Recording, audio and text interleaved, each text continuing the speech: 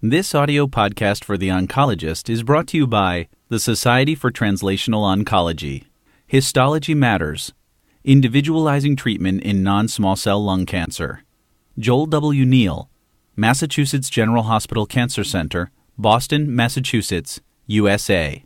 A critical advance in the treatment of advanced non-small cell lung cancer, NSCLC, over the last 20 years has been the development of tolerable platinum-based chemotherapy doublets. Despite this, the estimated survival time of patients is still only slightly 12 months in the best large randomized clinical trials, and only 6 months for the general population with newly diagnosed advanced NSCLC. Interestingly, a recent analysis of the surveillance, epidemiology, and end results data from 1990 through 2005 does demonstrate a significant but modest improvement in the treatment of stage 4 lung cancer over the last 15 years, with 1-year survival rates improving by 6% and 2-year survival rates improving by 3%. Within this recent analysis, it is clear that different histologic subtypes of NSCLC have had differential improvements. Patients with adenocarcinoma histology have seen an 8% improvement in their 1-year survival rate, from 15% to 23%, even in an era before the clinical significance of histology was recognized. Much of this benefit was achieved during the 2002 through 2005 period, in which erlotinib, gefitinib, and pemetrexed were approved, and during that period the observed survival duration for patients with the adenocarcinoma and squamous cell histologic subtypes diverged for the first time in history. With multiple new treatments that appear safer and more effective in patients with adenocarcinoma, this difference is likely to widen in the coming years. It is clear that histology is critical in choosing the appropriate therapy for NSCLC patients. In this editorial, specific treatment implications for each histological subtype are addressed. Going forward, it is likely that improved molecular testing will augment and even replace histologic classification alone. For patients with adenocarcinoma, treatment options have grown dramatically over the last few years.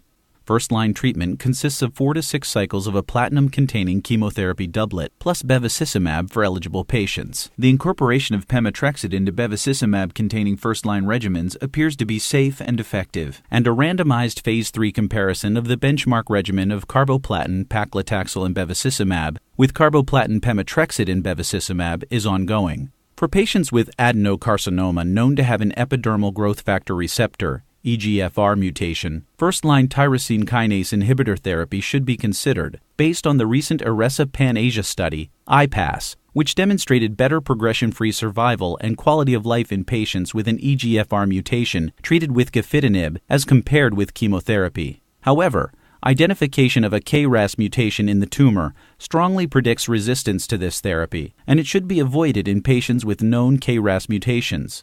In the second-line setting, an overall survival benefit favoring both pemetrexed and erlotinib has been observed from the strategy of switch maintenance, giving a non-cross-resistant therapy before symptomatic or radiographic progression. Based on these data, the U.S. Food and Drug Administration, FDA, recently approved pemetrexed as maintenance therapy for patients with locally advanced or metastatic non-squamous NSCLC whose disease has not progressed after 4 cycles of platinum-based first-line chemotherapy. This strategy is likely to be most beneficial for individuals in whom symptomatic progression of disease may preclude later treatment, but does have the theoretical downside of depriving patients of a treatment-free interval following first-line therapy. Unfortunately, patients with squamous cell histology have relatively fewer options outside the scope of a clinical trial. For these patients, platinum-based doublet chemotherapy is still the mainstay of treatment. Although gemcitabine plus cisplatin was compared directly with pemetrexed plus cisplatin and appeared to have a more favorable response rate in patients with squamous cell histology, all non-pemetrexed-containing chemotherapy doublets are probably similarly effective in squamous cell tumors. Regarding the role of targeted therapy, the monoclonal EGFR antibody cetuximab has a survival benefit in combination with cisplatin and vinorelbine, but not with carboplatin and paclitaxel. In the first-line trial for patients with EGFR-expressing advanced NSCLC, FLEX,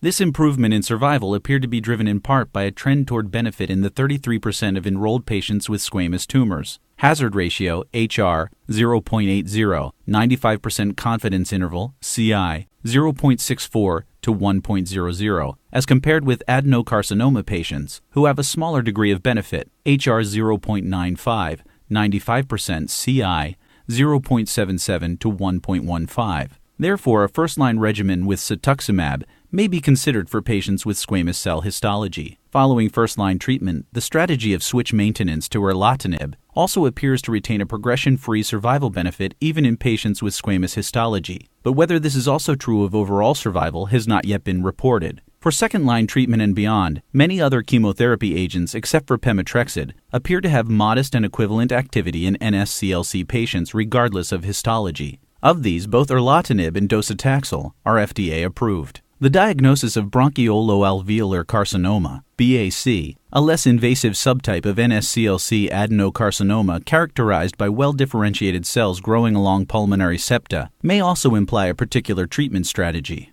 This type of NSCLC may be enriched for mutations in the EGFR tyrosine kinase domain, which are strongly associated with response to EGFR tyrosine kinase inhibitor, TKI, treatment. However, there is variability in histology and molecular status even within this NSCLC subtype.